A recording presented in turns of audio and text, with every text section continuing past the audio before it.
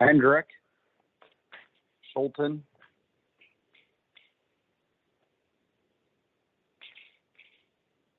Okay, good Is afternoon. now joining. It's now 5 o'clock and we'll begin our Committee of Adjustment meeting. We will be dealing with each application in the order of the agenda. And I would like to note that this is a statutory public meeting. The committee will make their decision following each application. Anyone interested in the decision must notify the Secretary Treasurer, Sherry Mott. Please list the file number and your full name and mailing address. The decisions are final if there are no appeals 20 days after the committee's decision.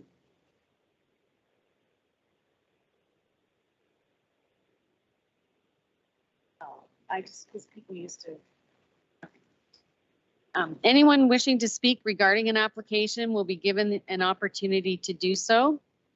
I will ask that any member of the public that wishes to speak to please state your name for the record, and I will let you know when it's time for you to speak. I would also like to remind everyone to remain muted unless you are speaking and to turn your cell phones off. Planning staff will be presenting the reports and they're present to answer any questions of the committee or members of the public. Okay, and I'm just going to check to see if Rudy's on the line with us. Yes, I am. Okay, thank you. The first order of business is to determine if any of the committee members have any disclosures of interest when considering any of the applications we're dealing with today. Are there any? No. All committee members should have received and read the minutes of the July 20th meeting. Are there any errors or omissions? Okay, no errors or omissions. Can I have a member of the committee move approval of the minutes? Okay, I've got Alan and a seconder. Got Adam. All in favor of approval? Rudy? Yes. Okay, those minutes are approved. Okay. The first report will be dealing with 3 severances. File number BNPL 2022156, BL 2022157, and BNPL 2022158. And I'll ask staff to give that report. Thank you. If it's okay with the chair, I can present these 3 severance applications together. Yep. Great. So these applications have been received to sever 3 parcels of land, each having lot areas of 1,850 square meters and lot frontages of 25.6 meters. Will result in a retained parcel measuring approximately 11,000 square meters.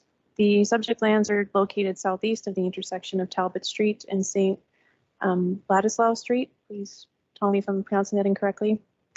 They are designated urban residential and zoned residential hamlet. The subject lands abut the Cortland Colony Mennonite Church to the north. Fred Morrison. And the lands Is now joining. are occupied by the St. Ladislaus Roman Catholic Church Cemetery. And there's an easement which provides access from the rear of the church's property to that cemetery. This application was previously deferred to confirm the associated official plan and zoning bylaw amendment. File numbers ONPL 2022-047 and ZMPL 2022-048, respectively, were approved by Council on July 19th of 2022. Some key items from these applications permitted the retained lands to be serviced without a lot frontage, to change the zoning of the proposed separate lands to be serviced without a lot frontage, change the zoning of the proposed separate lots from institutional to hamlet residential and add a site-specific special provision permitting the proposed lot areas and lot frontages that we see in the severance today. You'll notice we have recommended approval in the agenda package and evaluating the proposal against the policies in the provincial policy statement, official plan and zoning bylaw. As out of an abundance of caution, planning staff will note that they did not receive confirmation as to when the updated sign was posted on the property, and therefore we cannot confirm we are able to meet Planning Act requirements regarding notification and are therefore recommending deferral. But with that said, we can confirm we did receive email correspondence from the neighbor stating that this was completed And I think the owners worked really hard to demonstrate that it has been completed. So we do leave this decision to committee, and I'm available for any questions. Thank you. Okay, does the committee have any questions for planning staff? Okay. Is there any member of the public that wishes to speak regarding this application? Hello, it's Dave Rowe, agent for the applicant. Okay, Yeah, I can't see foresee any problem proceeding with the application. My client advises the signs were put up prior to the required time. There's really should be no issues with moving along with this. That's my 2 cents worth. okay, thank you, Dave. Does the committee have any questions for the agent? Okay. Okay, we have a recommendation from staff for either deferral or approval. Could I have a member of the committee make a recommendation? I'll move approval. Okay, Alan moves approval. A seconder, I got Lisa. All in favor? Rudy? Yes. Okay, those applications are approved.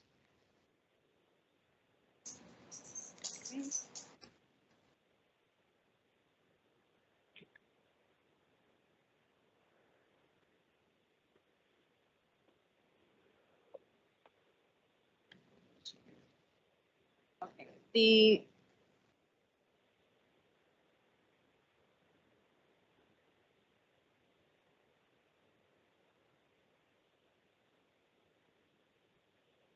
okay, we'll do them individually. All right. So first one is BNPL 2022156, a mover for approval. I'll move approval Alan? on that. Yeah. Seconder Lisa, all in favor? Rudy? Yes. Yes. Okay, thank you. Second one was BNPL 2022157. And recommendation for approval, I'll move approval again. Alan, seconder Lisa, all in favor? Rudy? Yes.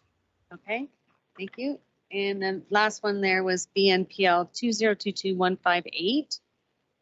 And the recommendation for approval, And for the trifecta, yeah, I'll do it again. Alan, seconder Lisa, all in favor? And Rudy? Yes. Okay, thank you. Okay, the next report is dealing with the severance and a minor variance. The severance is BNPL 2021138, and the minor variance is ANPL 2021333 for 77 Cultus Road, and the applicant is Martin Klassen. Staff to give the report.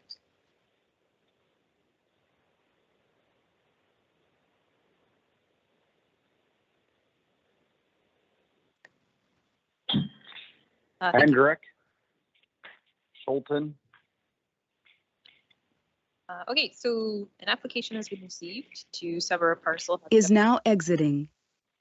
having a frontage of 29 meters, which is approximately 95 feet, a width of 29 meters, 95 feet, a depth of 100 meters, which is approximately 328 feet, having an area of 2,900 square meters, and retaining a parcel having an approximate area of 5,300 square meters as the creation of a lot within the hamlet of Cultus.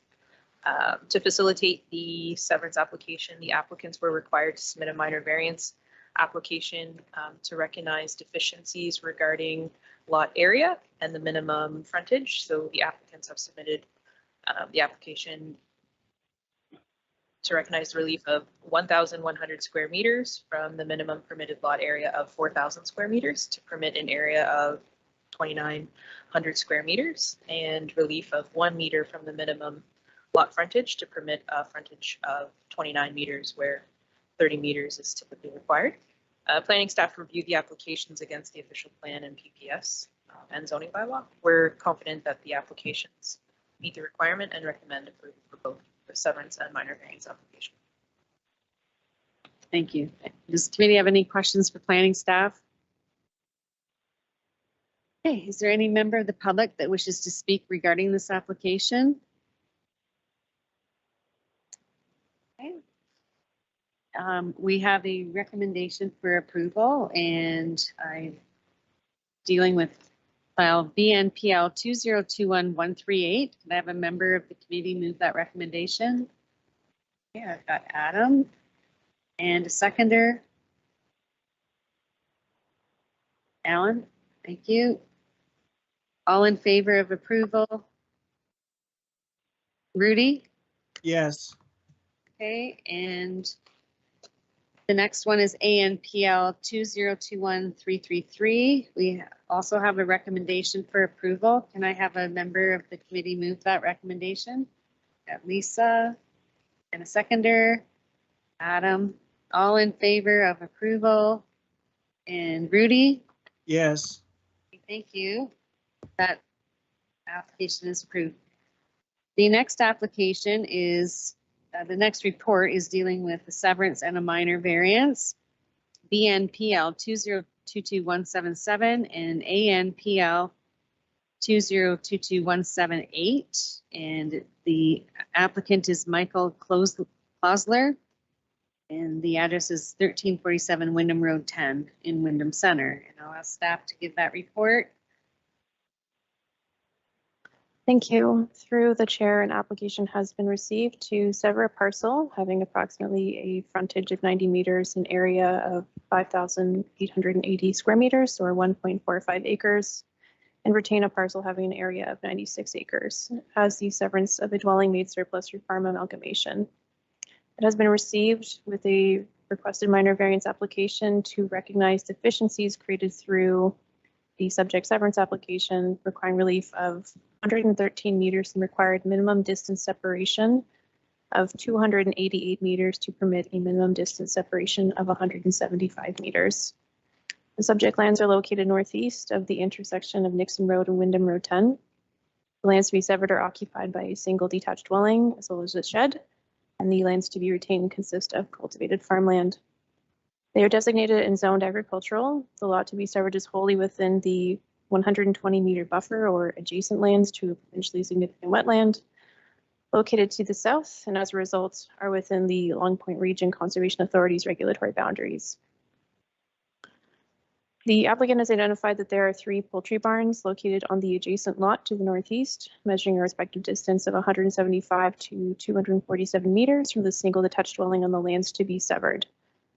Attachment 2 of this report is a brief submitted by the applicant addressing considerations regarding MDS as it pertains to the severance, lot configuration, and viability of the farm operation, and site-specific characteristics of the lot to be severed. Regarding policy for MDS, section 2.3.3.3 of the PPS discusses creations of new lots and their relation to MDS. Similarly, section 7.22P of the official plan notes some requirements for MDS formula for new lots. On a site visit, there was no detected odor from the poultry operation when staff completed their site visit. Additionally, there are a relatively large number of trees planted between the subject land's residence and poultry barns, which may have the effect of buffering odor. It is the opinion of staff that this indicates that the minor variance application is appropriate. Regarding policies pertaining to the lands adjacent to a PSW, staff reviewed the comments submitted by the LPRC, which notes they have no objection to the concept of the application, determined that no harm is expected for these features, ecological form and function. And then the last item to note, as with all applications that are above that 2,000 square meter minimum lot size required in the zoning bylaw for surplus lots, I reviewed the site-specific characteristics of the lot, specifically the location of the trees that surround the lot, location of the house, and the farm entrance located immediately to the west and the lands retained, and concluded that there's no reasonable alternative lot configuration that would reduce the lot size and be appropriate. So with that, I conclude that the configuration is the minimum size needed to accommodate the use. So in conclusion, for severance application BNPL 2022-177, considered to be consistent with policies of the PPS and official plan, recommend it be approved subject to the attached conditions. And similarly for the minor variance application ANPL 2022-178, believing it meets the 4 tests for minor variance and recommend it be approved. I'm available for any questions. Thank you. Thank you. Does the committee have any questions for planning staff? No questions? Is there any member of the public that wishes to speak regarding this application?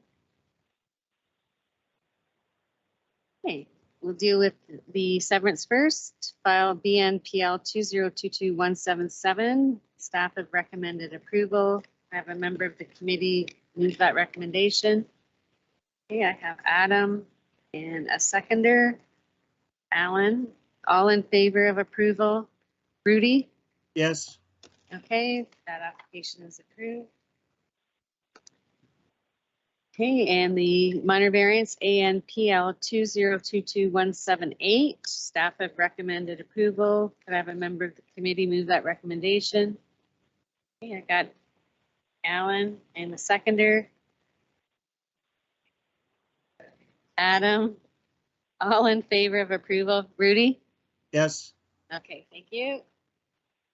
Okay, the next report deals with a severance and a minor variance. The file numbers BNPL 2021359 and 2021360 for 217 Highway 24 East in Charlottesville, and the applicant is Ag Invest Farmland, Inc. And I'll ask staff to give that report. Thank you. Through the chair, an application has been received to sever a parcel having approximate frontage of 15 meters, an area of 7,300 square meters or 1.2 acres, retain a parcel of 70 hectares as a severance of a dwelling meets surplus or farm amalgamation. It's received with a minor variance application to recognize deficiencies requiring relief of 15 meters from the required lot frontage of 30 meters. Subject lands are designated zoned agricultural and hazard lands. The lands to be severed are occupied by a single detached dwelling and accessory structure. The lands to be retained are occupied by a barn. It is a kind of P or flag shaped lot configuration. So while staff discourage this type of lot configuration, it is a reasonable justification for the lot area exceeding that minimum lot size. And only other note is a site visit by staff determined there were some recently planted cedar saplings on the southern and eastern right lot lines not identified in the submitted survey in the application. So just a proposed condition on the attachment requiring an amended survey be submitted, demonstrating that these saplings are within the proposed lands to be severed. Otherwise, I consider the subject application to be consistent with the PPS and official plan and recommend for approval subject to the attached conditions. Available for questions. Thank you. Thank you. Okay, does the committee have any questions for planning staff? Is there any member of the public that wishes to speak regarding this application? Yes, Dave Rowe, I'm the agent. I've nothing really to add to this. Thank you. Okay, thank you, Dave. Okay, dealing with the severance first, file BNPL 2021359. Staff are recommending approval. Could I have a member of the committee move that? Okay, I got Lisa. And a seconder, Adam. All in favor of approval? Rudy? Yes. Okay, and with the minor variance, ANPL 2021360, staff have recommended approval. Do I have a member? Lisa's move that recommendation. Seconder, Adam.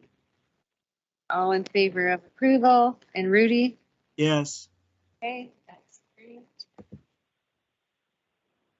The next report deals with severance, and it's file number BNPL 2022102. The applicants are Scott and Laura Havland, and it's for 3299 Cockshut Road, Scotland. And I'll ask staff to give that report. Thank you. Through the chair, an application has been received to sever a parcel having an approximate frontage of 48 meters and an area of 2,171 square meters and retain a parcel having an area of approximately 48 acres. It's a severance of a dwelling made surplus through farm amalgamation. The subject lands are designated and zoned agricultural. This file was deferred from last month, I believe, to provide an applicant additional time to work with staff regarding the lot configuration and function of the existing septic system. After staff determined during the site visit for the June Committee of Adjustment meeting that there was an area of active cultivation that would be overhead the septic bed. So the applicant and I have kind of worked through it together, discussed their concerns, and they have also submitted a brief, included an attachment to outlining why the original proposed lot configuration is appropriate. With these items addressed and discussed in full, it's my opinion that the justification is appropriate and the discrepancy of the OSSD form has been addressed. So I believe it's consistent with the policies of the PPS and official plan and recommend that it be approved subject to the attached conditions. Thank you. I'm available for any questions. Thank you. Okay, does the committee have any questions for planning staff? Okay, is there any member of the public that wishes to speak regarding this application? Yes, Scott Havland. Okay, go ahead. I'm the applicant. I have no further comments, but have here to answer any questions. Okay, thank you. Okay, we have a recommendation from staff for approval. Can I have a member of the committee move that? So I got Alan and the seconder, Adam. All in favor of approval? Rudy? yes, Okay, that application is approved. The next Thank you. application is for severance, file number BNPL 2022199. The applicant's Jeffrey Livingston, and it's for 151 Norfolk County Road 13 in Cortland. I'll ask staff to give that report. Thank you. Through the chair, an application has been received to sever a parcel having approximately a frontage of 77 meters and an area of 4,037 square meters, and retain a parcel having an area of approximately 75 hectares. This is severance of a dwelling made surplus through farm amalgamation. The subject lands are located northeast of the intersection of Highway 3 and Plowman's Line. They're designated and zoned agricultural, hazard lands, and provincially significant wetlands. The subject lands have 2 single detached dwellings. The lands to be severed will be occupied by one of these dwellings built in 1979, and the lands to be retained will be occupied by the other, as well as a barn that's been used for storage. Since the subject lands are occupied by 2 single detached dwellings, that standard rezoning to not permit any new residential dwellings will not be required, as we've done in the past. A site visit by staff determined that the area labeled as bush on the survey, which intersects with the lands to be severed, appears to be cultivated land, which is in figure 1 of my report. And the subject lands also have 2 entrances from Plowman's Line, which is on figure 2 of my report. It's the one of those 2 entrances. So attachment 1 includes a recommendation condition from the planning department that the lot configuration be amended to support that goal of preserving active agricultural land while meeting, Ontario Building Code and zoning requirements, and then to create that modest buffer between the severed and retained lands. Otherwise, comment reviewed from the Forestry Operations Division of LPRCA. The proposal should be okay in terms of policies regarding hazard lands and provincially significant wetlands. And staff consider the subject application to be consistent with the policies of the PPS and official plan, and recommend for approval subject to the attached conditions. Thank you. Thank you. Okay, does the committee have any questions for planning staff? Is there any member of the public wishing to speak regarding this application? Okay, Mary, go ahead.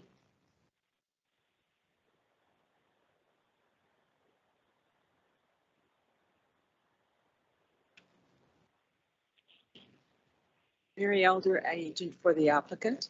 I just wanted to speak a little bit about condition number 3, the revision of the east lot line. The applicant wants to retain the front of the line where it is now. It is not bush area, it is between the trees that are on the lot and the grassed areas. They want to retain that part. At the rear, there is room to exchange a bit of that land and leave it with the farmland. So it is an area that, as observed, was grassland. It's been traveled across to get to the barn. So there is a few meters there that they could reduce it. So he's willing to do that as long as we keep at least 3 meters from the well. So I just wanted to tie that down a little bit more than what it is in the condition. Does planning staff have any comments with regards to that?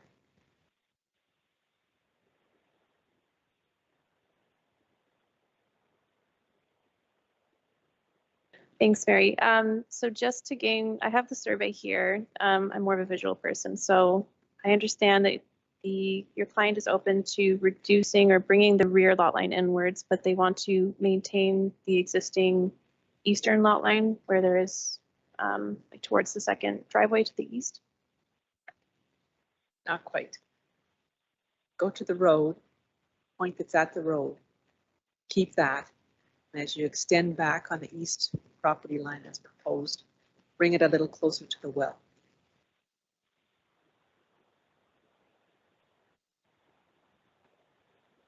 I think there's roughly 12 meters there, so a reduction of 6 meters or something would be fine.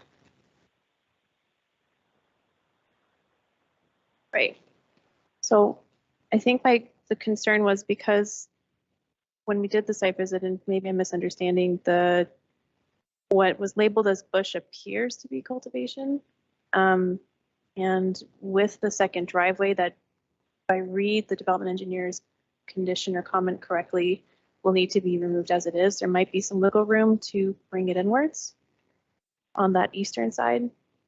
So to reduce, it would end up reducing the lot frontage. So the applicant would like to not reduce the frontage. They are aware of the entrance requirements. That's another condition we have here. And we'll address that later. It's just the surveyor didn't label all of the trees. They just labeled it as bush. When you stand at the road and you're standing by the stop sign, which I have a photo of, and there is a tree there. The tree is on the county property. So it is right behind that. The property line starts. And that's why it looks like it's further away than it really is. But that's why it says bush, not trees. Okay, thanks. That makes more sense. I'm sure we can, like, if we get a survey that shows where the trees are, or like, it should be fine. Yeah, it just was a little bit unclear at site visit when I see bush and I saw cultivated land. Yeah. Thank you very much. Okay, so to staff, how shall I amend that? The condition number 3, so that the lot configuration be amended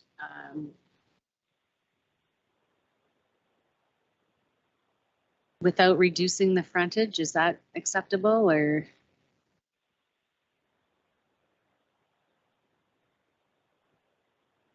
I think that should be fine. I would just like to find a way to indicate that, like, that the trees, like where the trees are being kept in terms of, the intention is to have the trees in the separate lot, then that should be made clear in the condition. Okay, so that the lot configuration be amended without reducing the lot frontage. That's all I'm going to say there.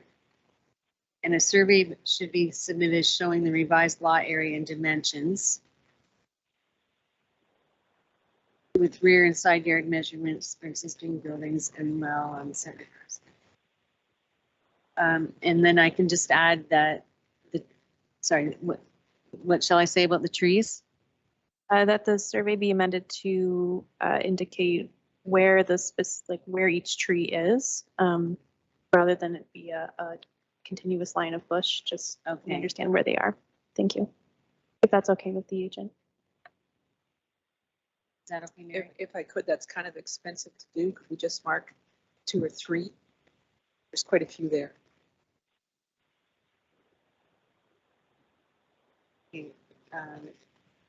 Yeah, that should be fine. And sorry to go back, Chair. Had you captured the 3 meters from the well from the rear lot line as well? No, I haven't. So the survey be amended to show the location of not all the trees. How shall suggest some wording.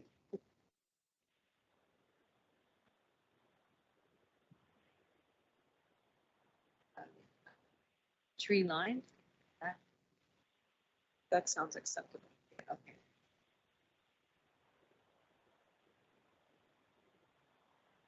Okay, and I'll add in maintaining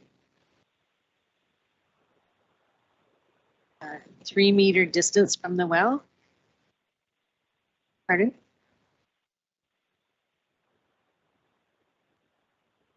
Three meter minimum.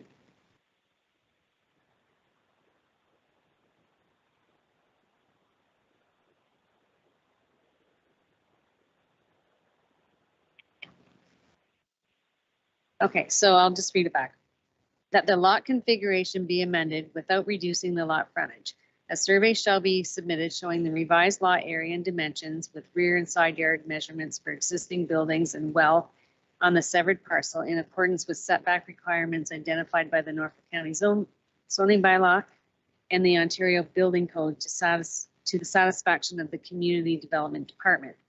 The survey be amended to show the location of tree line maintaining a 3 meter minimum distance from the well. Okay, Thank you very much. okay. And staff have recommended approval subject to the amended conditions. And I have a member of the committee move that. So I got Alan and a seconder. Adam. All in favor of approval? Okay, Rudy? yes, Okay, that application's. The next application is for a boundary adjustment and a minor variance. It's file numbers BNPL 2022179 and ANPL 2022180. The applicant is Virginia Howe, and it's for 97 Ordnance Ave and Turkey Point. Staff to give that report. Thank you. Through the chair, an application has been received to sever a parcel having no frontage, a width of 3.66 meters, a depth of 36.58 meters, and having an area of 133.8 square meters. Retain a parcel having an area of 720 square meters as a boundary adjustment. Lands to be added to the existing lot, located immediately adjacent to the east of 97 Ordnance Avenue. A minor variance application has been received to recognize the deficiencies, creating request relief of 3,280 square meters from the minimum permitted lot area of 4,000 square meters to permit a lot of 720 square meters. Subject lands are located south of the intersection of Reserve Street and Ordnance Avenue. They are designated and zoned resort residential within the LPRC's regulatory boundaries. The LPRC has submitted a comment indicating no objection to the concept of the application. There have also been several letters submitted by neighbors indicating support that have been provided to the committee as well. The area of the subject land is comprised of the boat slip and a portion of the backyard. The purpose of the application is so the owner of benefiting lands may store both of their boats on their property safely, allowing for enough room between their boats and any neighboring boat on the retained land and the seawall. Their boats are approximately 3 to 4 meters wide, or 3 and 4 meters wide. So the effect of this boundary adjustment on the width of the bow slip are as follows. The lands to benefit will increase from about 30 feet to 42 feet. The lands retained will decrease from about 30 feet to 18 feet. And the agents indicated the lands to be retained will be of a sufficient size to accommodate a large boat. There are no policies in the PPS official plan and zoning bylaw regarding how large boat slips are required to be, with the typical expected size of boats in the resort area of Turkey Point. Recognizing staff line these policy considerations, the size of the proposed boundary adjustment is considered to be minor in nature and appropriate. Just would note any owner of retained lands would be aware of the size of the boat slip moving forward to ensure their boat can fit in there. With that said, the conclusion for BNPL 2022-179, staff considered the subject application to be consistent with the policies aforementioned, recommended be approved subject to the attached conditions. And I believe the agent has a proposal regarding 2 of the conditions. And for ANPL 2022-180, consider the application to to meet the 4 tests of minor variance application recommended be approved. I am here for questions. Thank you. Thank you. Does the committee have any questions for planning staff? Is there any member of the public wishing to speak? Okay.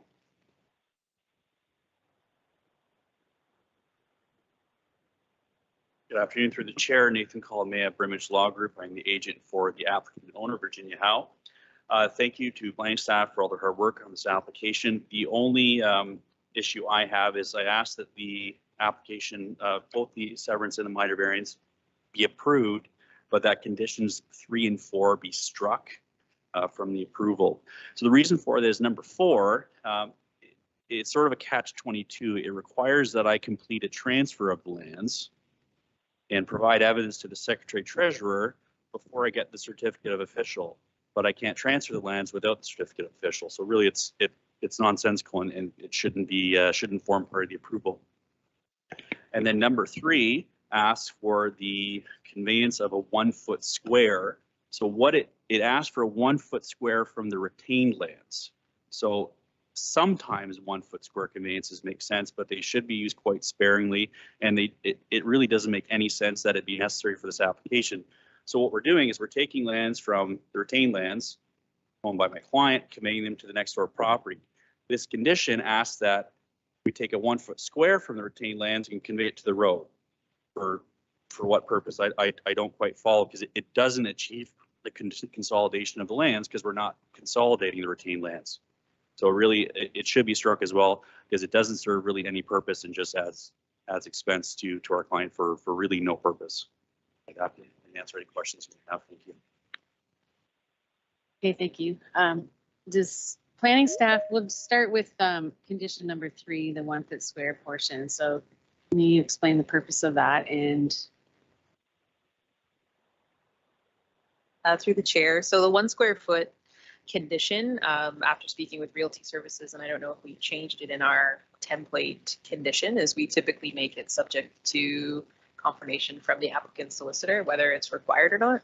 So we have the applicant solicitor saying it's not required in this instance. So planning staff would be okay to strike it from the list of conditions in this particular instance. But just as an aside, the 1 square foot reserve is typically the trigger in some consent applications to be the mechanism that actually forces a change in a legal description, and it actually helps facilitate consolidation of land. But it's all kind of centered on how the lot was created in the beginning. So again, based on advice from our Realty Services group, we kind of leave the onus on the applicant solicitor to kind of look into that to say whether or not it's required.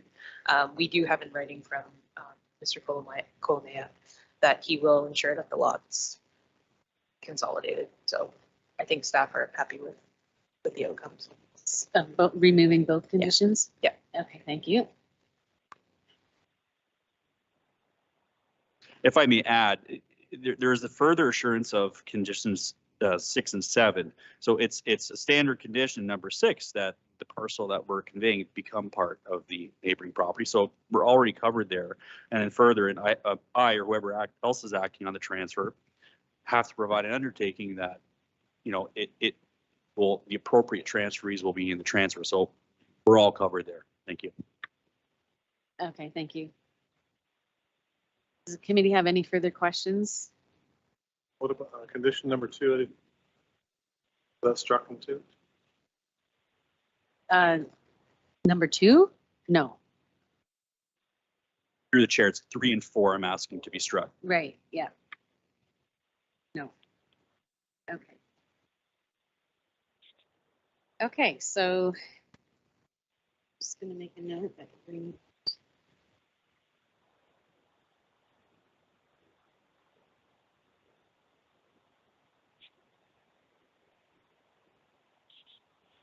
okay, dealing with the severance or the boundary adjustment, BNPL 2022179. Staff have recommended approval. Have a member move that. Alan and the seconder, Lisa, all in favor. And Rudy? yes, Okay, and then with the minor variance, staff have recommended approval. I have a mover, Adam, and a seconder, Lisa? All in favor? Okay. And Rudy? yes, They're approved. Thank you very much. Thank you. Okay, the next report deals with a severance and 2 minor variances. And these file numbers are BNPL 2022188 and ANPL 2022190 and ANPL 2022191. So I'll ask staff to give that report. Thank you. So through the chair, just an opportunity for efficiency. The following report also concerns BNPL 2022-189, ANPL 2022-192, and ANPL 2022-193 are all kind of part of the same group of lands. Would it be all right to? Yep. Yep. Certainly. Great.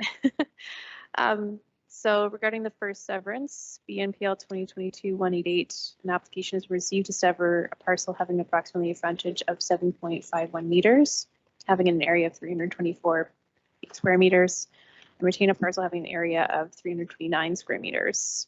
The severance necessitates 2 minor variance applications, as mentioned before, BNPL 2022-190 and 191, to permit reduced minimum lot frontage of 8.28 and 7.5 meters respectively, from the minimum 8.5 meters.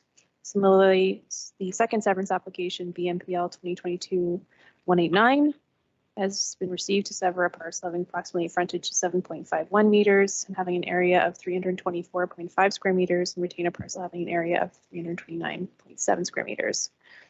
And this also necessitates 2 minor variance applications, ANPL 2022-192 and 193, to recognize reduced lot frontage of 7.51 for each parcel. Subject lands are located in the urban area Simcoe. They are designated urban residential and zoned R2. Planning staff consider the subject application to be consistent with the policies of the PPS, conform to the OP, and recommend approval. Just a note, condition number 2 is a standard condition staff apply to severances in Simcoe. We have reviewed this with the Environmental Infrastructure Services Division, determined this condition has been fulfilled and can be removed from the 2 severance applications. Thank you. I'm available for questions. Thank you. Does the committee have any questions for planning staff? Is there any member of the public wishing to speak regarding this application? Okay. Start with BNPL 2022188, and we have recommendation for approval. I have a member of the committee move that. Okay, I've got Alan. And a seconder, Adam. Sorry, my mistake. Just to clarify, Jen just pointed out I may have gotten the wrong condition number. I believe it is condition 2. So if I said condition 3, my apologies. I have condition 2 up here.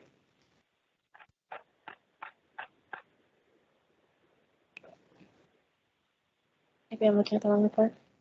Okay, so Yep. The condition will read receipt of an undertaking from the applicant or owner acknowledging that they understand a building permit will not be issued until municipal water servicing capacity and allocation is awarded by the General Manager of Environmental and Infrastructure Services.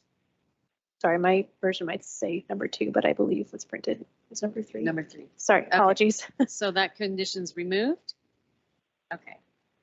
And all in favor of approval? And Rudy? yes, Okay, so that application's approved. The next file number is BNPL 2022189. That's the severance. And is that the same then for that? Remove condition 3? Yes, that's correct, Chair. Yeah. Okay.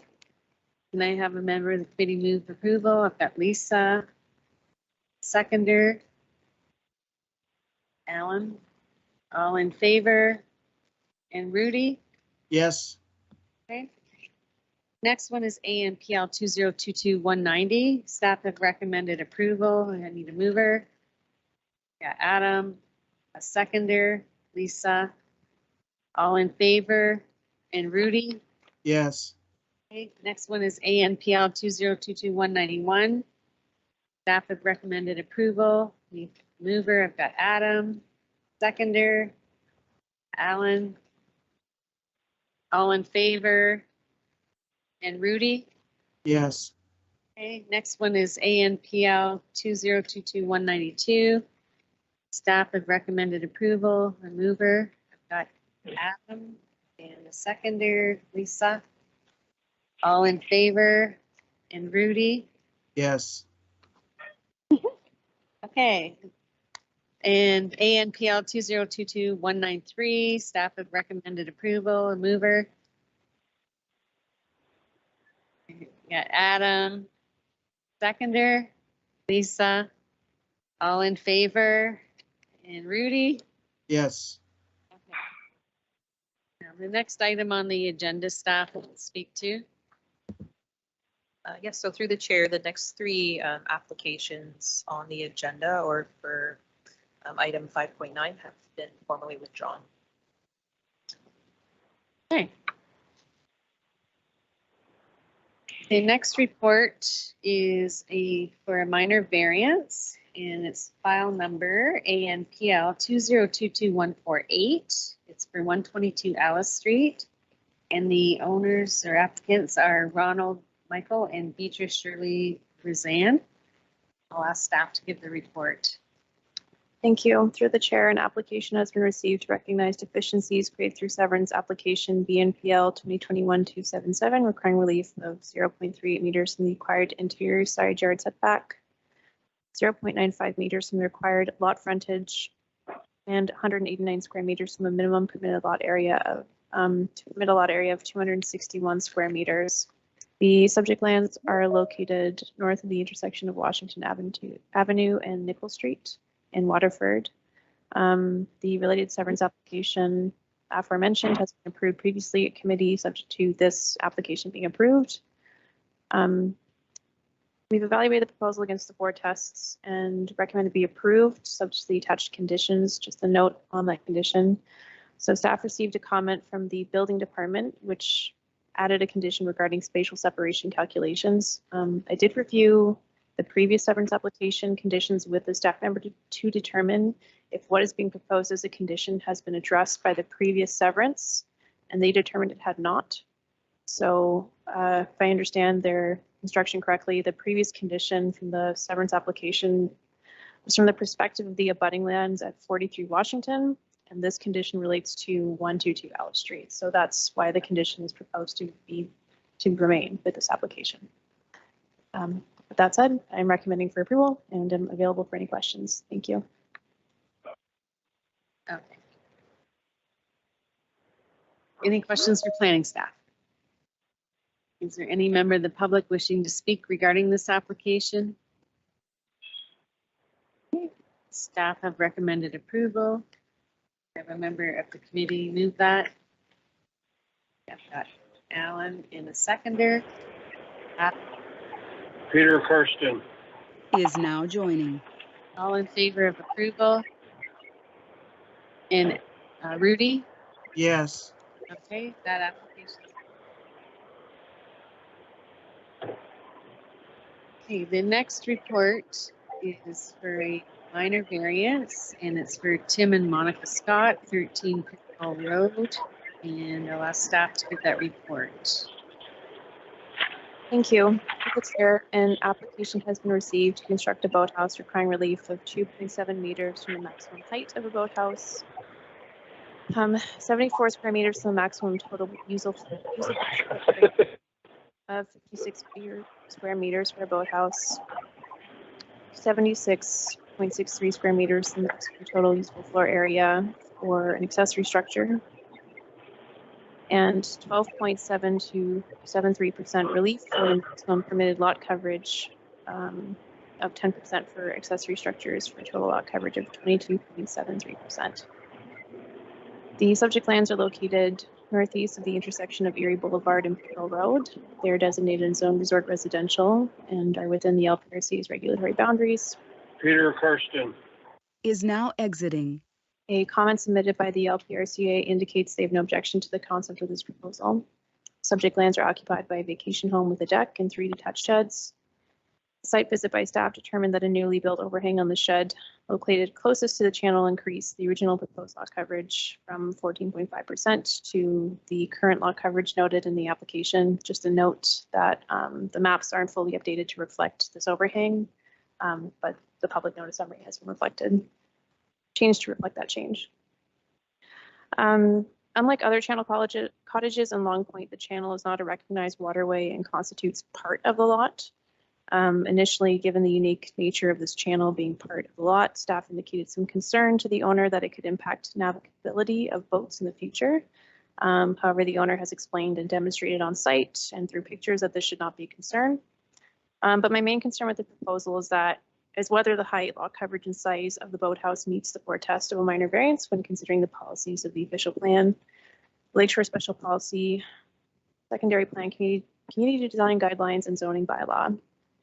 I've also included a review of similar recent approved applications on properties on Pickle Road on page 4 of my report, just for consistency to demonstrate that none of them have requested a height, size, or lot coverage of this amount.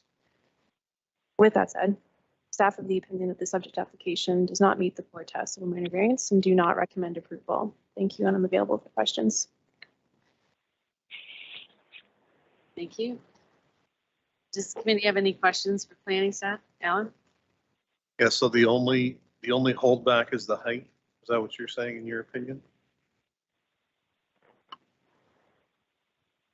No, I would say that given the considerations of the official plan, the secondary plan, and the zoning bylaw, and then considering other relevant minor variances along Pickerel, I think that the height and lot coverage and size do not reflect the character of this area or meet the intent policies. So, Yeah, my comment would be that, I mean, this committee has been pretty consistent with a 7-meter height approval. And I too have a problem with 0.7 meters more. I would tend to, unless anybody else has any, I'll wait to make a motion and see if there's any comment from either the applicant or any other members. Adam? Yeah, Hannah, so you said that the general, the footprint, I guess, is the size, is what you refer to. What are we talking about in terms of, like, so we've got 22.7, so it's more than double, if I'm reading this right, correct? Oh, sorry. if I could just confirm, you mean the lot coverage 22.73%? Yeah. I'm trying to get to, when you answered Alan's first question, you said that the height and the general size was inappropriate. So I'm trying to get to what you mean by the size.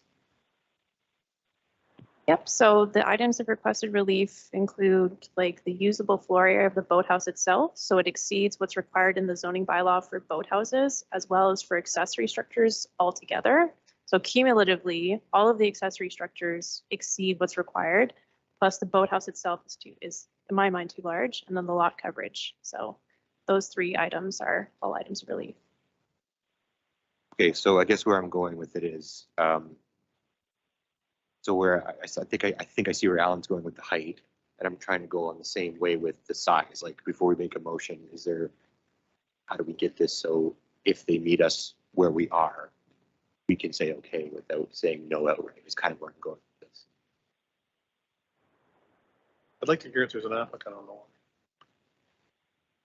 Hey, is there an applicant or agent on the line? Oh, okay.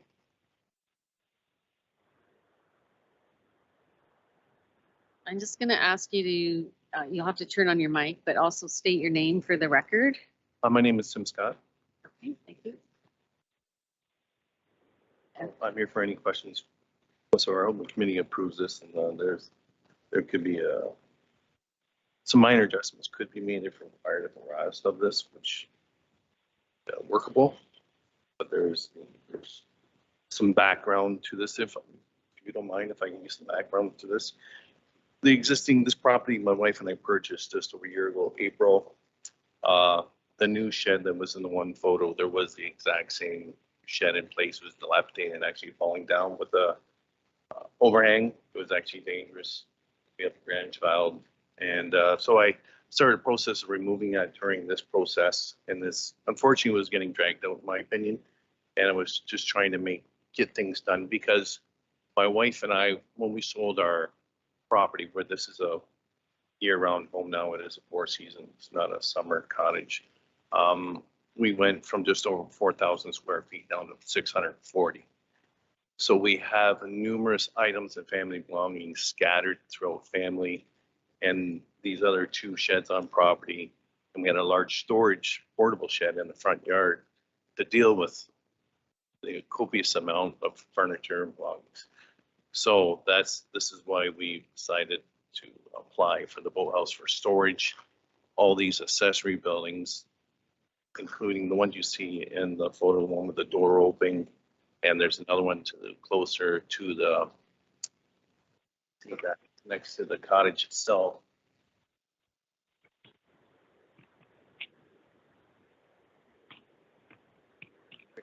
Storage right now. In actual all reality too, next year we'll be applying for a demolition permit, removing the cottage itself and rebuilding. So the footprint will be greatly reduced once, if this is kindly improved. Any questions?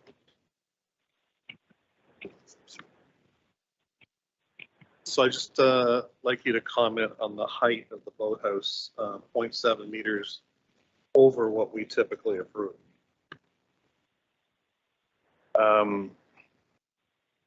This plan we have for this boathouse is actually my neighbor's 4 houses up that we borrowed from them with their permission. And it was approved approximately 3 years ago, and it's about 0.2, if I remember. I'm not sure. Hannah looked into it in the existing other structures. In my opinion, if you look at the overall topographical view of the channel, we might be at average height for boathouses. There are at least a half dozen that are well past the height we're at right now, easily. And I just think that we're about average, in my opinion. Well, I can't speak to what has been approved before this committee's term. We've been in place for coming up 4 years.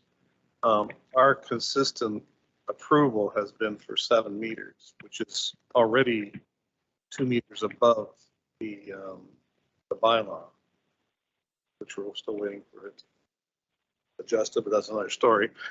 Anyway, okay, that's a fair comment. Okay, so just a question for the applicant. I'm kind of sensing that we may reduce that height to 7 meters. Is that going to be an issue if we make that reduction? I know it's not probably what you want, but I would have to speak with my engineer. I imagine. I hopefully not, but could we move it to 7.2 as my neighbors is at?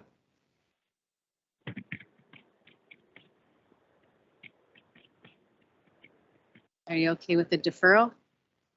No, this is really getting on. Like I have my steel companies waiting to fabricate and make the structure, and was hoping to beat the winter. Right. Get this done. I do understand, and just for the committee, people line up, people to do work, and it's expected to kind of start on time.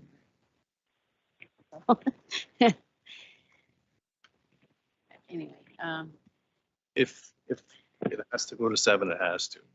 But I would hopefully be able to do. It comes down to your pitch of your roof line. I do not want a flat roof. It'd just be a little tight. So you're saying also a couple of these buildings will be removed So that will adjust the lot coverage somewhat. Can we get that added as a condition then?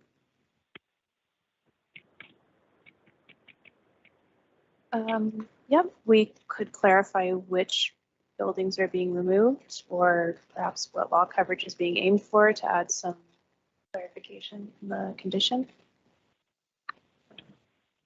Okay, so I would make a motion that we approve subject to a 7-meter height restriction and a clarification of the lot coverage with accessory structures that will be removed. But clear enough, Linda? I'm just So gonna, we'd have to say what amount of the lot coverage, like the amount of structure, we'd have to probably specify the, you know what I mean, percentage. And we'd have to know what those structures being removed would then free up to get, you know what I mean? Like, because we could still be 1%, you know, it's not obviously. okay, so I'm just gonna go back to staff here a little bit. So the 22.725 lot coverage is the accessory structures. Is that correct? That doesn't include the residential building? That's correct, Chair. Okay. So when the cottage or home is torn down, which you have indicated, and it goes to rebuild, if there's an increase in lot coverage with the home, that would have to come back for a minor variance. Is that correct? Through the chair, I don't know what the current lot coverage is for the main dwelling or cottage, because that's calculated as like. But if there's an increase in lot coverage, If their cottage is redeveloped and that redevelopment exceeds what's permitted? what's permitted, they would be required to do a minor variance for that. But this lot coverage doesn't pertain to the vacation home. or the main Right. dwelling. It pertains to the accessory structures. But where I'm going with this is if he removes a couple of the buildings, which he's indicated he's going to do, if he increases the main residence, he would still have to come back for approval for that. Am I right? Like, we're not looking at a total lot coverage. So say with the home and the 22.725, if it's 32 now, if he increases the size of the home over what's permitted, he'd still have to come back. Yeah, so through the chair, the way that the resort residential area is, there's 2 percentages for lot coverage. 15% is dedicated to a vacation home. And then 10% is associated with any accessory structures, decks and porches and things of that nature. So if the only thing I want to caution the committee, so in this case, we're only looking at the 22.75 or 73 percent is only for accessory structures. So if there is going to be a removal of a structure, but it's not going to happen until the boathouse is finished, then if we reduce this number, he's still going to run into an issue of getting a building permit, because the lot coverage is Great. it's already going to like exceed what's permitted. So unfortunately, the building department won't be able to issue a building permit if we reduce that number, if those other sheds are not removed right away. So if we do say you have to remove a shed and we're going to reduce this number, I just would like the applicant to be aware that those sheds then have to be removed before a building permit can be issued, because you'd have to comply with something. So if that is the will of the committee to say like, okay, remove a couple sheds and then we'll kind of rejig this number, we can do that. It would just take some time to get what that number actually is, so the building department has a benchmark to issue a permit on. And so there is a little bit, like, I can appreciate the timing factor and all that, but if it is the will of the committee to maybe reduce the numbers a little bit, it will take some, unless we do some quick math, if you guys are okay with our math, unless you would like the zoning administrator to sort of confirm that what those numbers would be. That would be the only kind of caveat I would throw out there. The height, I guess, like, he can work with because he can design, but the lot coverage is something that might need a little bit more work, because that will also impact the total floor area as well. Because it's my understanding that the floor area also includes the sheds as well. So, Right. so if the sheds, some of the sheds are removed, you know, it'll help with a number of the items he's seeking relief. Okay. Oh. It's just so much information. So removing the sheds will not be a problem. As further when Anna did the site visit, she noticed the new overhang replacing the older existing one. She was quickly able to do the math to figure out what we needed to adjust. The signage verbiage was proper, Right. and that was done fairly quickly. Like this all can be done really quick Okay. if need be. Yeah, I'm not in favor of deferring the application actually, because I understand when you have people lined up to do work, like it's hard enough to get contractors as it is, and then to delay it another month. Or it would be longer than a month because it'd have to be recirculated. Yeah. So, So I'll amend my motion, I guess, right after we hear. okay, I just want to toss out an idea to the committee. I don't know if we normally do this, but since there's still some items on the agenda, I can go work with Tim, figure out which sheds he wants to remove, and maybe we can cobble together numbers. And then maybe we can come back to the committee, so a decision potentially could be made with at least some kind of accuracy. Does that work? fair enough. Yep. Okay. All right, so we're gonna put that on hold and move on to the next.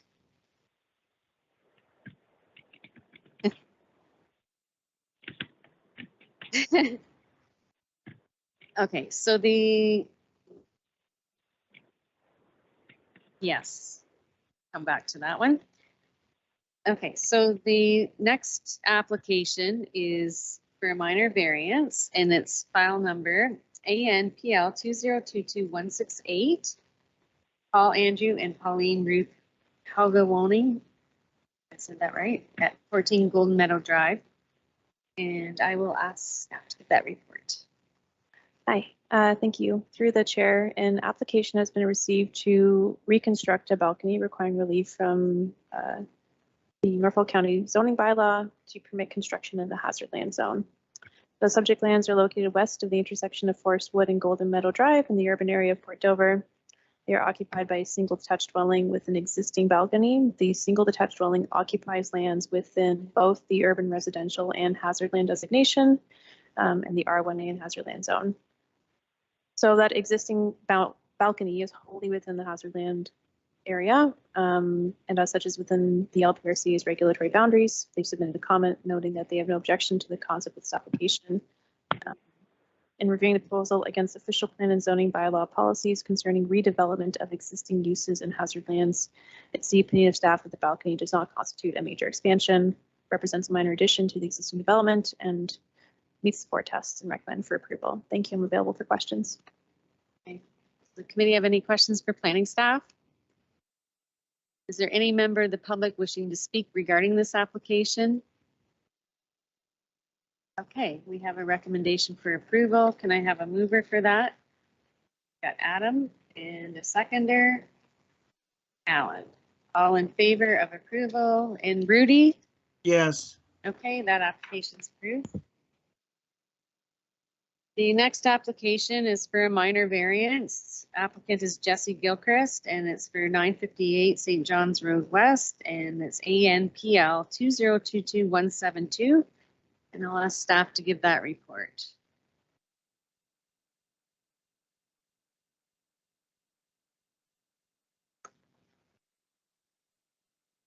Apologies, I did not see there were multiple slides. So an application has been received to construct a 30 by 60 accessory building requiring relief of 113.79 square meters from maximum permitted usable floor area of 100 square meters. 0.745 meters the maximum height of an accessory building of 6 meters and 3 meters from required exterior side yard setback of 6 meters to permit one of 3 meters. They are located on the southwest corner of Turkey Point Road and St. John's Road West. They are occupied by a single detached dwelling, deck, and 3 accessory structures. They're designated hamlet and zone residential hamlet with a site-specific provision 14.235, which states in the RH zone, which consists of an area of 7.7 meters on either side of an existing natural gas main well, no buildings or structures shall be permitted. Staff have evaluated the location of the proposed structure in conjunction with zoning requirements, the size and orientation of the subject lands and character of surrounding neighborhood. Concluded this proposal meets the 4 tests of a minor variance and recommended for approval. And it will not impact the gas main. I'm available for questions. Thank you. Thank you. Does the committee have any questions for planning staff? Okay, is there any member of the public wishing to speak regarding this application? Okay, staff has recommended approval. Could I have a member move that? Got Lisa and a seconder, Adam.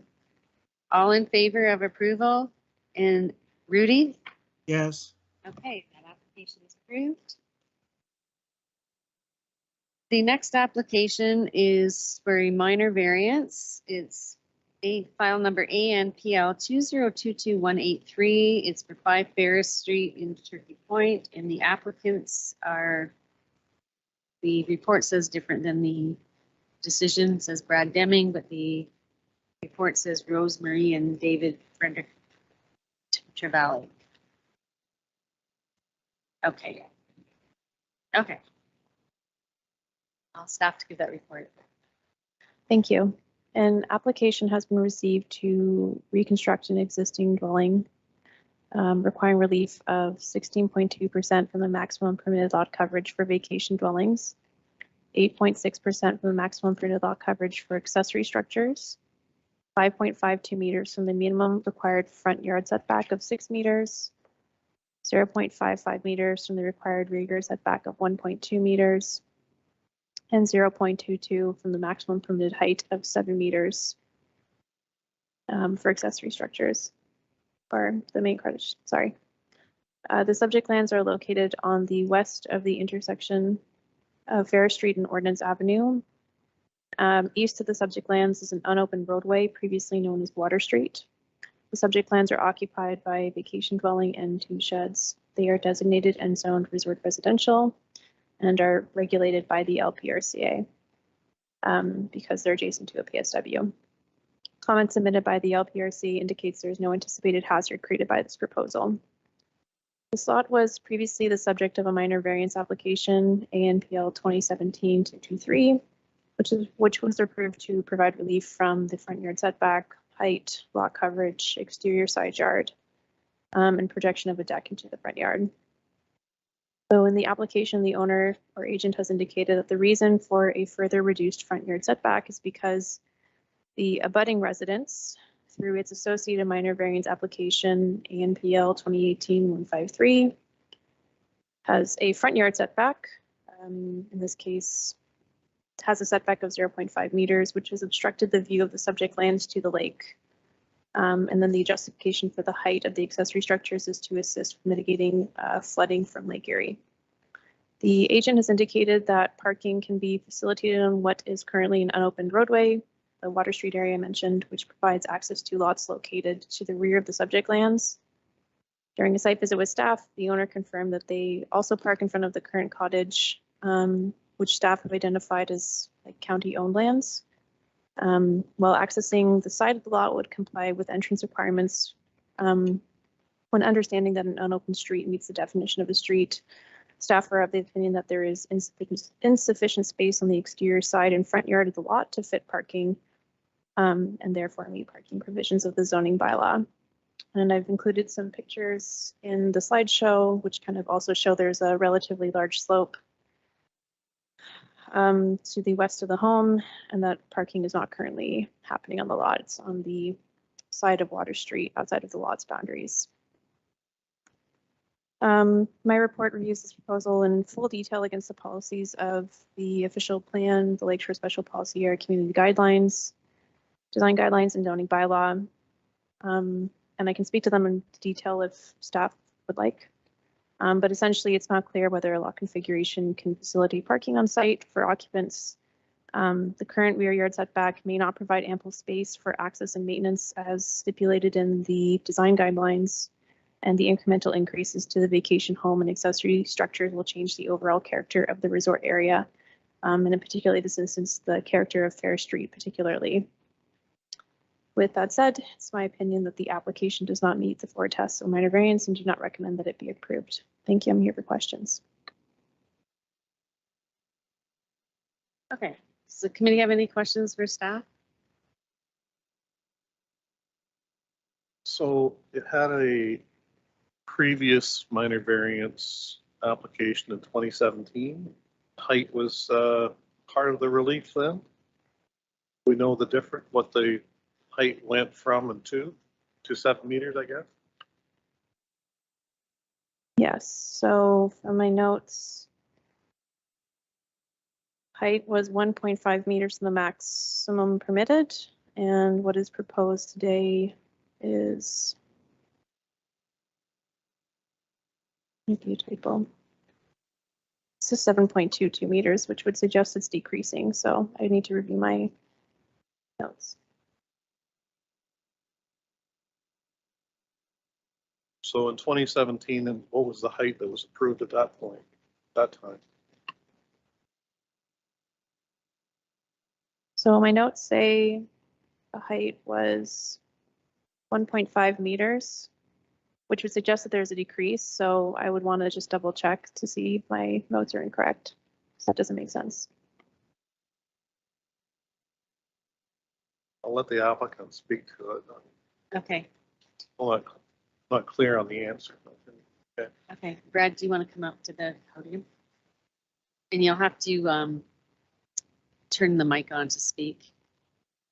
Thank you. Evening, Chair and Committee. And quick answer to that question is that you're talking about the relief right now that we're asking for is on the auxiliary building. The relief that Annie is talking about, the 1.5 meters that was done in 17-18 was for the actual cottage. So that's not what we're talking about, 2 different things, okay?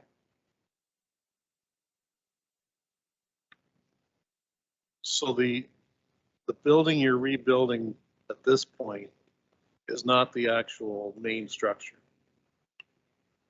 That's correct as far as that. Now, it's up to committee. There's actually 3 things here that we need to talk about. We might be better off to talk about each one separately. One is the auxiliary building that they want to build. So we're actually asking for some relief, which is the 0.22 in height and some relief as far as lot close to the lot. Then there is the parking issue, which is a separate one. Then there is a deck that we are just wanting to add a little bit on the front of the cottage. So.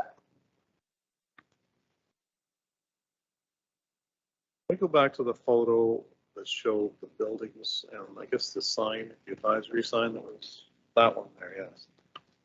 So what I'm asking is this building here, this dark chocolate brown or black, that is not being rebuilt. That is staying as it is. Okay. So my question is, the building that you're asking relief on of 22, I guess it's 0.22, does not exist yet. Okay, just so I'm clear. Okay, okay, good enough.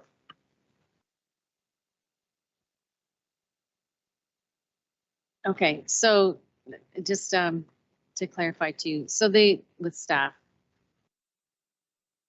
they're asking for relief from the existing dwelling, 16.2% from the maximum permitted lot coverage of 15. And that's just because they're doing an addition on the deck. Is that correct? Yep, that's correct. So once the deck is essentially attached to the dwelling, it is part of that 15%. Okay, and so the previous application would have given approval for a certain percentage of increase. Is that correct? That's my understanding, but I can always double check on our items. So through the chair, previous application may not have been required for lot coverage. I think based on my quick read of the report, there was a minor variance for front yard, so that the cottage and the deck could project into the front yard. But lot coverage for the cottage may not have been required. And then to applicant's comments earlier, height was addressed for the cottage Right, okay. previously. So with this increase in the deck along the front, most likely is the result of triggering the requirement for the lot coverage for the cottage, as well as, I guess, the accessory structures. Okay, thank you. Okay, Brad, go ahead. Through the chair, actually, back in 17-18, there was a lot coverage. It was 29.25%. So in essence, I mean, the way they wrote this up, which is okay, the lot coverage is at 15%. Back in 17-18, we got 29.5 approved, or 29.25 approved. So it looks like we're asking for another 16%, but we're not. We're actually only asking for another 1.2% or whatever it is. And so that's, I think, what is kind of confusing. Okay. Oh, sorry. So I was totally confused on this, because the way this is written, it looks like they want to double the lot coverage off the Right. report, which is, I guess, in essence, not true. It's a couple of percent or less than a percent. Right. The height, I still want to stay with the 7 meters in height. That's our consistent approval, and that's where I'm at with that. Okay, go ahead. Okay, so I'm just kind of going back to the last one you were talking about. You were talking about Long Point, an auxiliary building in Long Point is 5% high, that is the height, and you guys are approving 7%. And that says that in their application. In Turkey Point, an auxiliary building can be 7%, or sorry, 7 meters.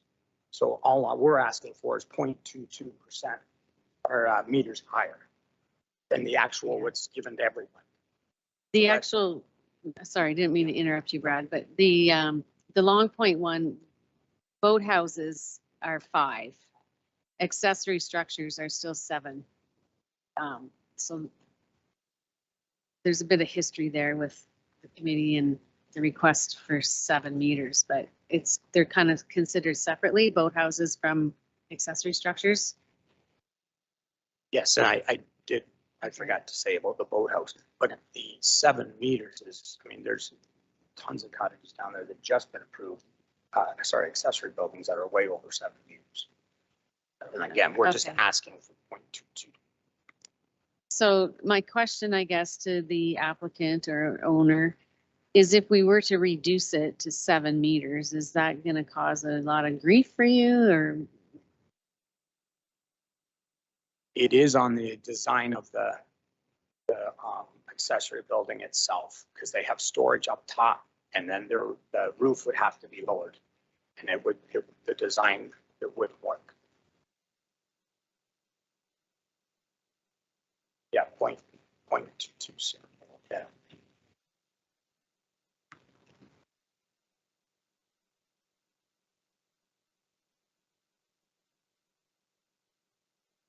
Okay, so let's break it down here. In terms of the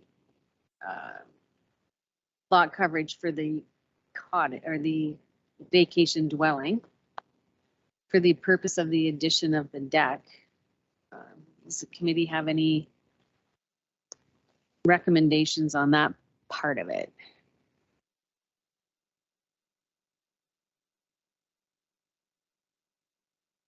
Adam? Hannah, Laura, could you clarify, please? You said that you recommended refusal. Was it all 3 issues that Brad has divided? You're recommending refusal of all 3, or as a whole because there was issues with 1 or 2 of them? Thanks. It's a great question. I think I personally would be more flexible to height for the accessory structure, recognizing that other accessory structures have been approved in the past. My main issue really is the lot coverage of the main cottage and the setback from the front yard. Reasons for that, and I can kind of go into my report, is in the Lakeshore Special Area Community Design Guidelines, they do highlight that a standard 15% lot coverage should be maintained in resort areas, and articulates regarding setbacks, a minimum front and rear yard setback of 6 and 9 meters should be maintained. A lesser or greater setback may be considered where the character of the neighborhood would be altered by maintaining the 6 or 9 meter setback. Any variation of the required setback must consider on and off street parking requirements, and a standard side yard setback of 3 and 1.2 meters should be maintained to ensure adequate maintenance and is provided for rear yard areas. So given the considerations of parking, where it's unclear whether it can be facilitated, and given access requirements and the overall character, I would suggest that this application is incrementally increasing the lot coverage and setback to a point that it doesn't reflect these policies. I think it's like the previous application is appropriate, and the justification for sightlines, there isn't a space in policy that meets that justification. So that's essentially why I'm recommending refusal. Okay, go ahead, Brad. Okay, to answer to that, first of all, when this thing was approved in 1718, I have some extra copies, but the parking was approved as on part of the county property. So at that time, and here's there's a couple that show you the parking on the front. Now, if I also have pictures up here, you can see, well, there's one right there on the screen. That is the neighbor that just built that cottage on a kitty corner there. You see the bell box is the property line. Now, he has one parking spot, which is in the garage. Second parking spot, as you can see that car right there, is on county property. Now, I'm not pointing him out particularly. I got 5, 6, 7, 8 cottages that are exactly the same length. If you look at those pictures, but there's more pictures up there that show exactly that, and they have 25 to 30 feet of front yard. That was approved here, the parking. Now, saying that, we do, said that one parking is sloped. We can easily put up about a 1 foot break wall, 1.5 foot break wall, and there's 12 feet between the cottage and the property line, and it's 30 feet long. You got one parking spot on their property, not even on township. Then if you go back you can see it on there. If you go back to where the new shed is going to go, there's also 12 feet between that shed because there's, in front of the shed because of the septic system. So from the septic system to the lot line, there's 12 feet. And I did another one pictures that's up there shows you it's 21 feet long, which is another parking spot on their property. So be honest, we have covered the parking spot if you don't want to give us anything up front, which again, there's more pictures up there shows even the other neighbor on the other side parking on. Everybody parks on the front. Yeah. Now, the other thing I'd like to point out in that one picture, bottom right corner, that picture tells a few things. The extension of the deck is going out. See the steps going down. So the steps going down are staying. Now they're just going to move them to one end. That's all. But the exact same steps are staying. And you can see on each side of the steps are the armor stone, 2 foot by 2 foot armor stone. The deck is going out to the edge of the armor stone, which is the edge, the bottom step.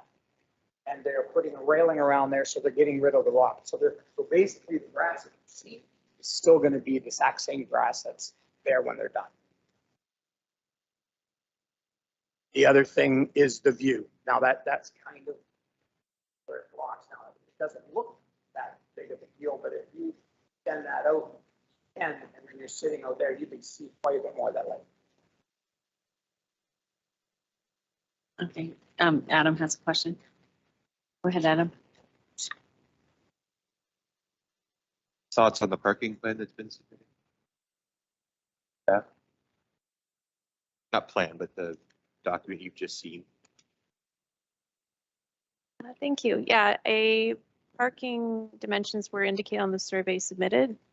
As I mentioned, with site plan visitation, with where parking is currently happening and the slope on the lands, it's just not clear. That's basically it. So, yeah. Thank you. Okay, any further discussion from the committee?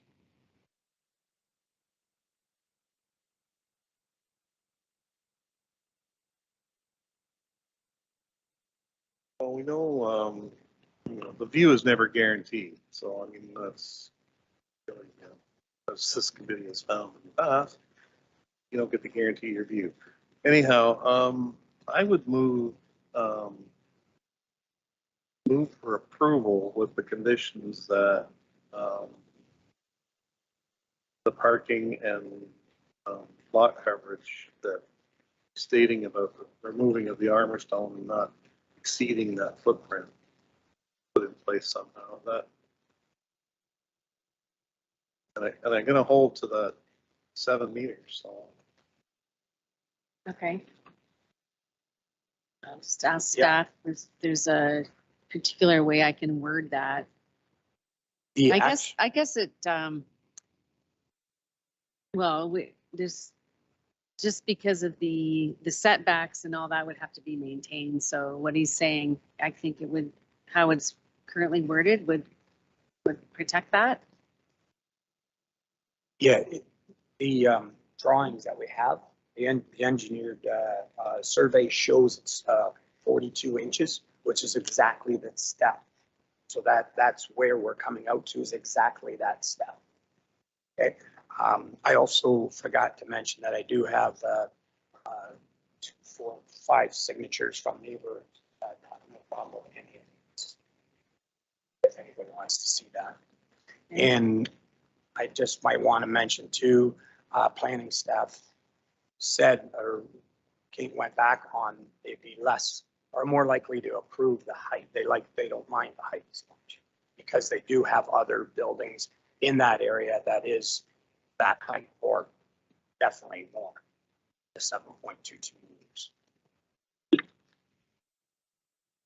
Okay, I'm just gonna check with staff in terms of how it's worded. You're not convinced that maintains the setback would protect the extension of the deck?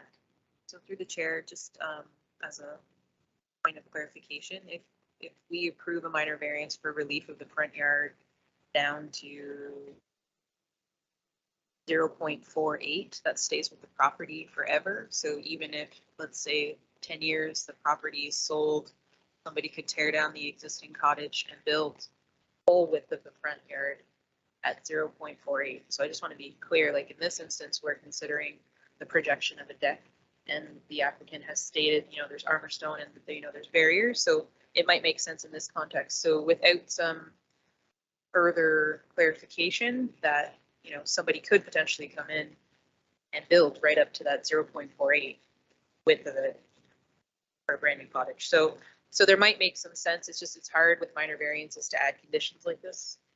It's just, it's hard to do it. So that's why planning staff sometimes, and to Hannah's credit, you know, she is looking at the front yard more severely than maybe the height because of the lasting impacts that this potentially may have. Given in the moment, it's just for maybe a projection of a deck, but long term, it does have implications for working on the property. Okay, Alan? Okay, I'm going to propose, I'm going to remove my motion that I sort of put on the floor, and I would move for a deferral and let the applicant and staff work out a compromise that we can come back with so that we have something solid and less confusing that we can wrap our heads around. Okay, I'm just gonna ask the agent and applicant, are you okay with deferring this to give you some time to amend it? I personally think that it's that reasoning there, if that is the reasoning there, if you don't mind, Sherry, to flip a couple of pictures there, you're talking about something that could probably happen in 3/4 of Turkey Point in the future. You're worried about, these people have a cottage that's not even 3 years old, and you're worried about what's going to happen 30 years down the road. Your rules will change probably 5 times. The same with, like, I believe someone already said, you're looking at lot coverages or something changing. Like, there's stuff coming down the pipe that is changing. So I don't think it's fair to my client for you guys to say somebody could do something down the road. One picture I wanted to show you isn't there yet. If you could just flip one more. Oh, is it? Okay. So what the other picture? Oh.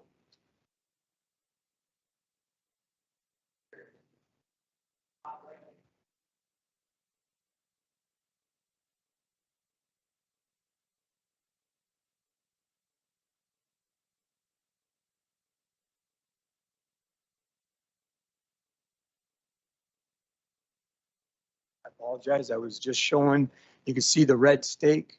That is the property stake. And if you look straight, and the right-hand side is the road, you look straight, the whole parking area is on the county's property, and his front deck is right on the property line. And that house is probably 8 years old.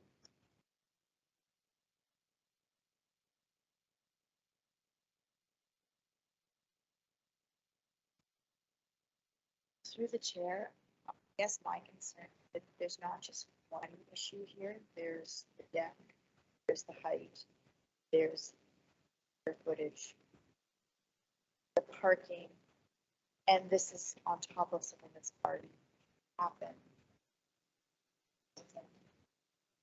So I agree that for it so that there can be a little bit of manipulation with numbers and that kind of thing. So not to sort of say no right off the hop, but I think because there's so many factors involved, that would be difficult. I guess. Okay. So I'm hearing a motion to defer. Yes, we'll defer. Okay. Oh, sorry. Go ahead, Hannah. Thank you. Just a suggestion that we've offered in the past with deferrals is to request the committee add some clarification on what points staff and the agent and owner should be working on, so we understand what we're working towards, right? Like if there are certain issues that the committee was concerned about, what we can all work together on addressing together. Thanks. I think as the mover, I'd say the height for one thing, and the lot coverage on the front end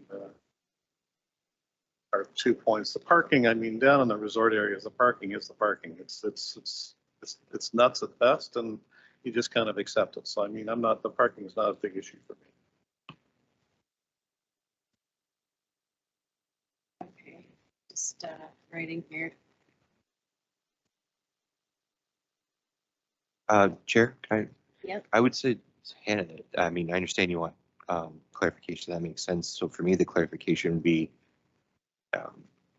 whatever it would take to get a recommendation for approval. Like, I know that's not really helpful, but for us to sort of cherry pick out of this,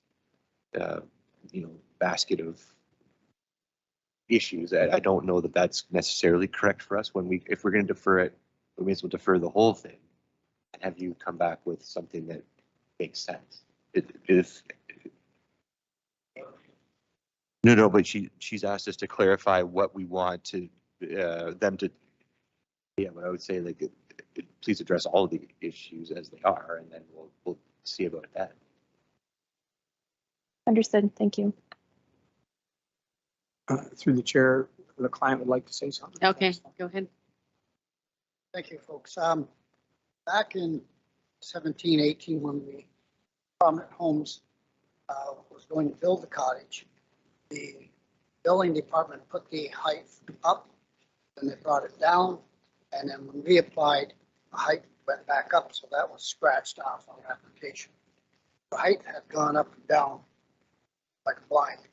And as far as the parking goes, we're not coming out any further than, as Brad said, the stone.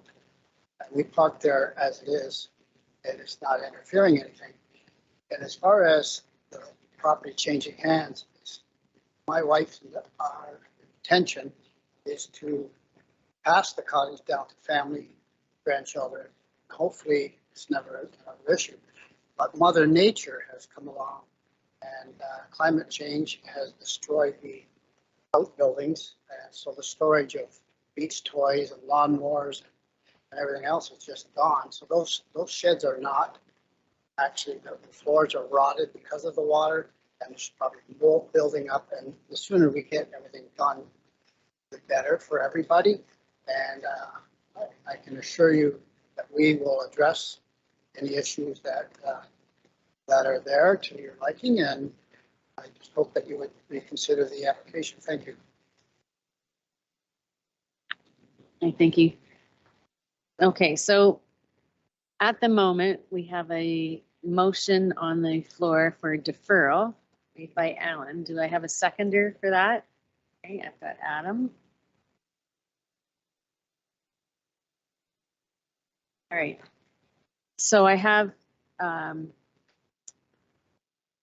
motion to defer to address the lot coverage and front yard setback is, and that's one of my main concerns, and height of the accessory structure, which I'm less concerned about. Just to get my thoughts on the matter. Okay, all in favor of deferral? And Rudy? Yes. Okay, so your application's deferred. Thank you. Hopefully get that back next month. It No. has to be recirculated. Okay.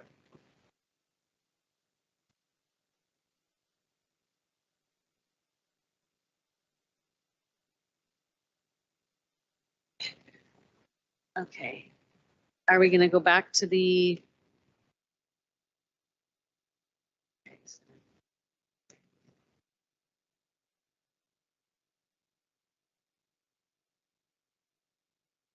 Okay, so we're gonna jump back to the Timothy and Monica Scott at 13 Pickerel Road, Long Point for the minor variance. So through the chair, in doing our number crunching and understanding which sheds are going to be removed, I was able to, and I can show you. So Mr. Scott has indicated, if you can see my cursor, that this building at 11.53 square meter, 11.53 square meters will be removed, and also the shed down here at a size of 9.2 meters squared will be removed. So when we did some math, so the height, you guys, I'll leave in your hands, so I won't change that. So in reading the application, so after the height, it says 74 square meters. That would change to 60 square meters. So from the maximum total usable floor area of 56 square meters for a boathouse to permit a usable floor area of 130 square meters. I'm sorry, I changed, no, sorry, scratch that. I changed the wrong one. Sorry, 74 would stay there. The next one changes. Oh, sorry. Sorry, no, that's my error. That was my All error. right. Got that back. Sorry. 74. Okay. It's my error. So then the next number changes. So the boathouse size is staying the same. Right. It's the next one, yeah. Okay. So the next one would be 60 square meters from the maximum total usable floor area of 100 to permit 160, whereas he was originally asking for 176. Okay. And then that changes the lot coverage down from the requested relief of 12.725 to 9.9%. For a total lot coverage for accessory structures to be 19.9%. So that would be the numbers without those buildings. If committee is considering the revised proposal, I would strongly recommend that we do add the condition that it is subject to the removal of those structures, just so that it's extremely clear that those structures need to be removed. And I know we've spoken about it, but they would have to be removed before a building permit could be issued. Okay. Adam? With those changes, is that something you would recommend for approval? Thank you. Yes, I believe so. With the height being reduced to 7 meters. Yeah, I believe so. Work for you? That's good with me. Yes, that's doable. Okay. So we'll amend it. So an application to receive to construct a boathouse requiring relief of 2 meters from the maximum height of a boathouse of 5 to permit a height of 7 meters.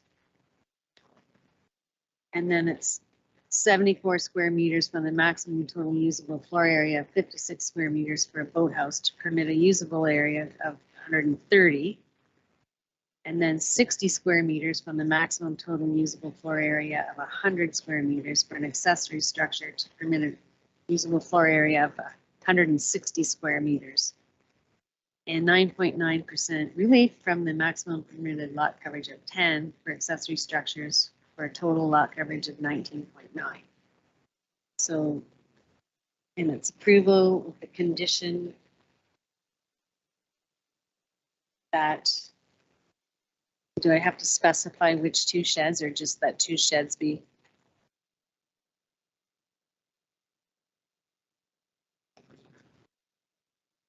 Clear? Okay, that. I'll just say that the 2 sheds be removed as noted by staff. Okay. Okay. Why don't we say the shed adjacent to the boathouse and the shed adjacent to the vacation structure? Is that clear enough? Because there's another shed that's out closer to the channel that's staying, right? This one right here. So Why can't they, this is just a sketch, so it's, okay. You're the chair. Probably the most specific approach would be to clarify just the usable floor area that's been mapped if we are, just a suggestion.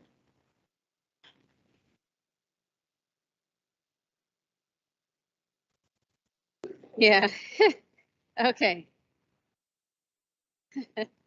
Okay, so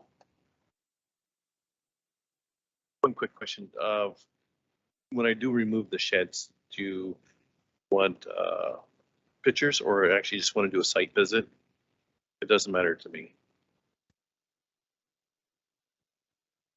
Thanks. Through the chair, pictures are sufficient, and then it will be confirmed again in the zoning review at the building permit stage. Thanks. okay, thank you.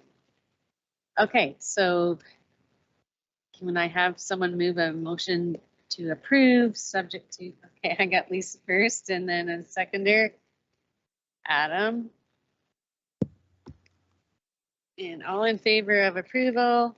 Rudy? Yes. Okay.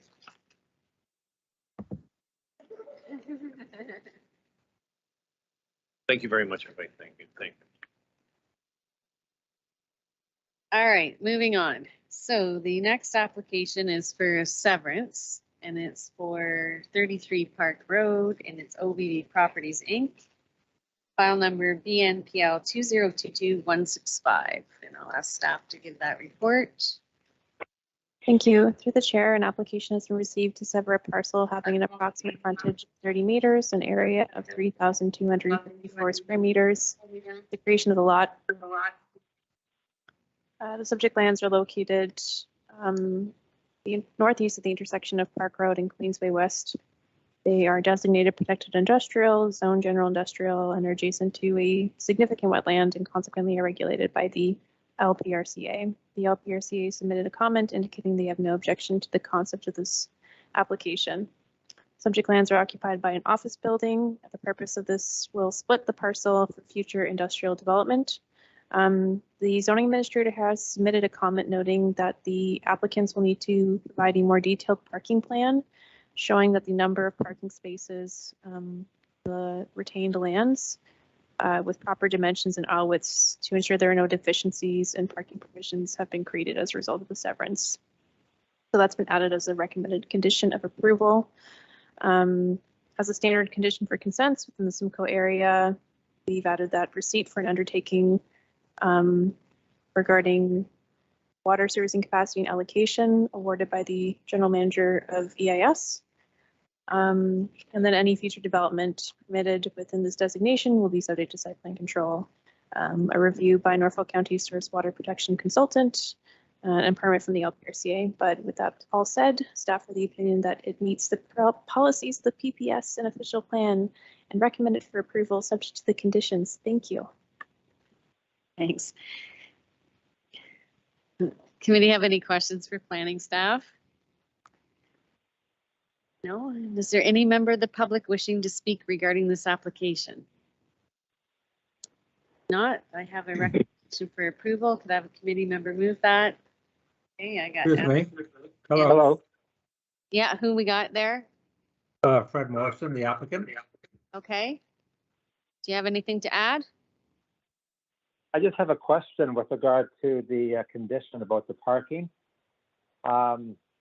We haven't contemplated or even thought about what shape or size of a building that might go there. So I really can't comment or have any suggestions about how the parking layout would be. The lot that we're severing off now is essentially precisely the same size as the lot that we are retaining, which has our office building.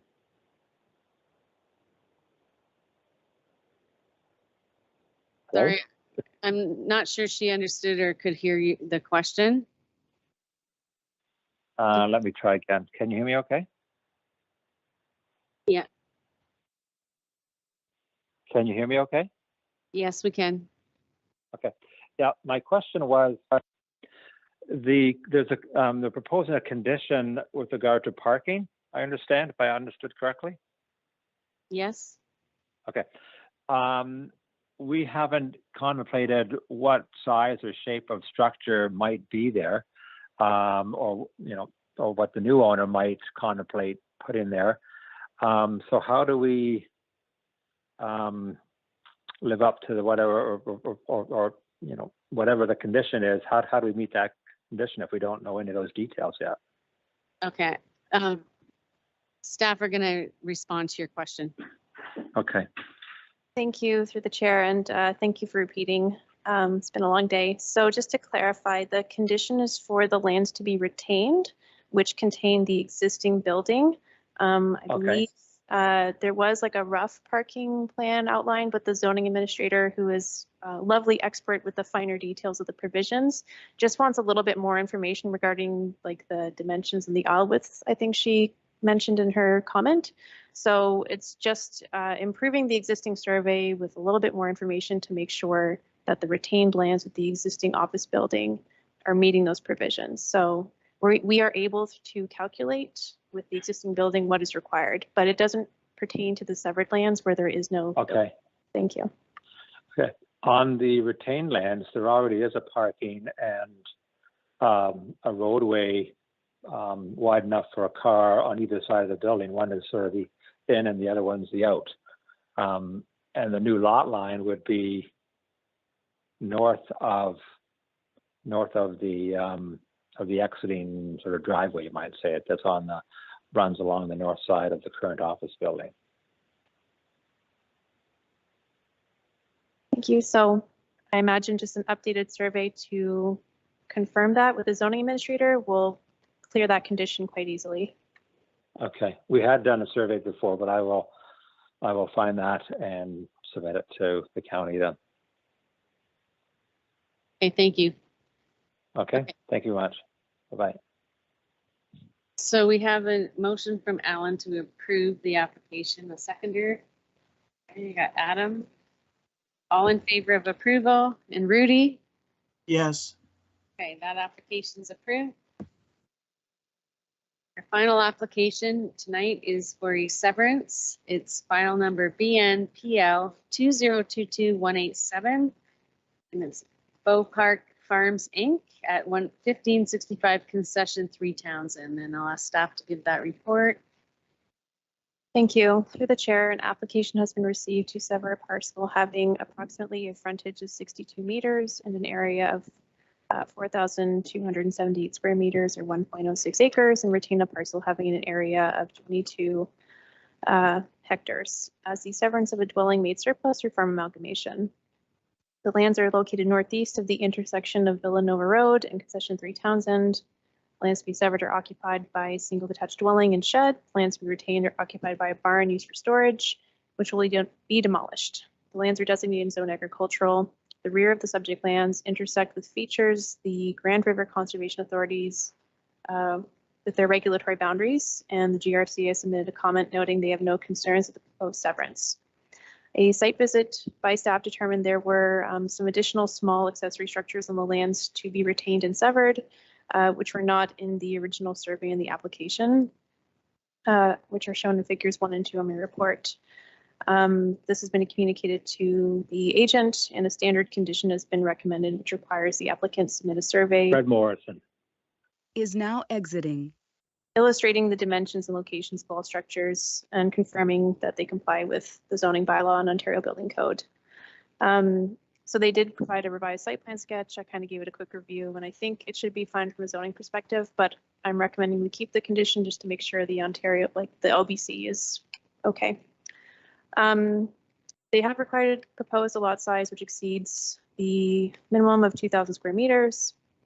They have indicated that some agricultural land is proposed to be severed to satisfy the requirements of the septic system on the eastern side of the single detached dwelling. And I agree that there are OBC requirements regarding setbacks of septic systems to lot lines and wells, but there is no setback requirement from wells to proposed lot lines through that code.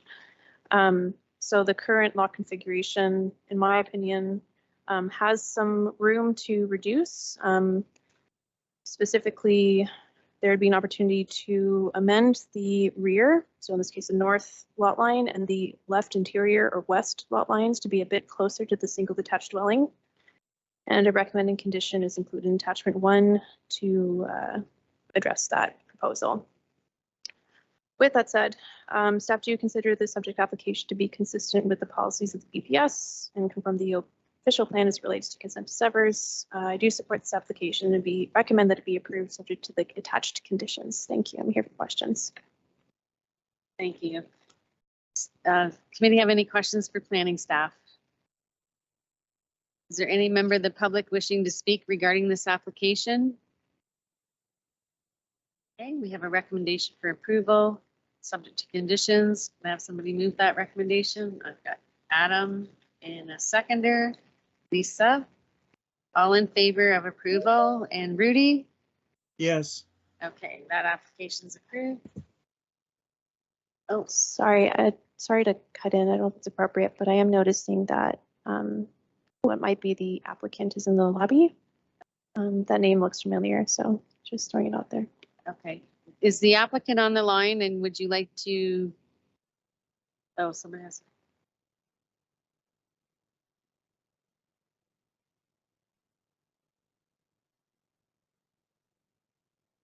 The applicant on the line for the last application?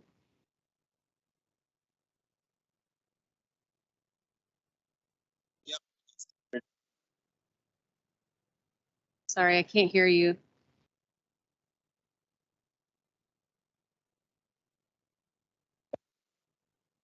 The application was approved.